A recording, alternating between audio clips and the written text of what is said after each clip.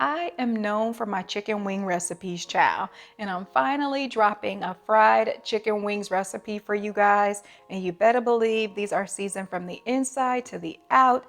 They're crispy, they're crunchy. I have all of the tips and tricks you need to make them perfectly. And you better believe you need to pair these with some sweet rolls and some hot sauce. Y'all know I got the Hawaiian sweet rolls because they are classic. It's your girl Brandy from Stay Snatched, and I'm back at it again with another recipe for you guys.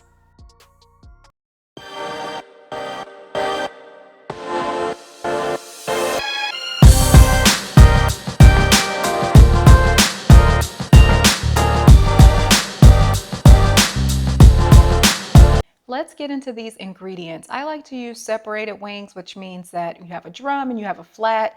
Instead of using the full chicken wing, that allows these to cook at a more even and consistent temperature. Sometimes when you grab these, they'll say party wings. I've got some egg, spices, flour, along with some oil. Vegetable or canola oil works great. So I start by making sure my chicken wings are completely dry. Then I'm going to season up these chicken wings. I like to double season these wings to make sure that they are well seasoned and full of flavor. So I'm going to sprinkle the spices on to both sides of these chicken wings, and then I'm going to rub the spices in. I have full detailed measurements and a listing of ingredients for you guys listed in the full recipe. Don't be stingy with the spices. If you see any areas of that chicken that's unseasoned, then go ahead and hit it with a little more spice. You don't have to use my exact measurements because it's really going to vary based on the size of the chicken wings that you are using.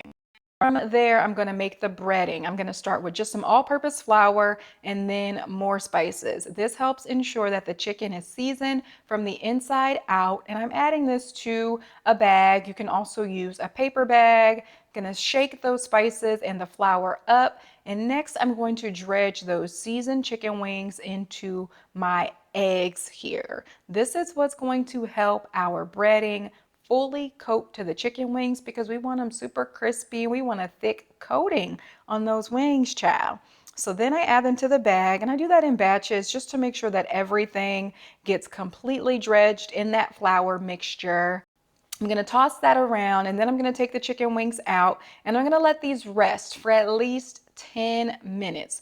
I like to do this because it makes sure that that breading adheres to the chicken and that it doesn't fall off once I go to fry it. So I let these rest, and while these are resting, I get my oil ready. I love to use a cast iron skillet. This is a 12-inch pan here. You can also use a Dutch oven. It works great. I get that heat to 350 degrees, and then I add these chicken wings. I'm gonna fry them on both sides for a few minutes each. I wanna make sure that they are crispy on the outside. I test the internal temperature of the chicken wings to make sure they are at 165 degrees. That's how you know that these aren't still raw on the inside. I get a lot of questions about how do I know that my chicken is fully cooked? They gotta be at 165 on the inside. Once you're done, you're going to start your second batch, but you want to make sure that that heat of the oil is back to at least 350 degrees. You may notice that the heat goes down a little bit once you start frying your chicken, and so you don't want to start a new batch without making sure you're frying at the right temperature. That's how your wings will become soggy and they'll taste like grease if your oil isn't hot enough.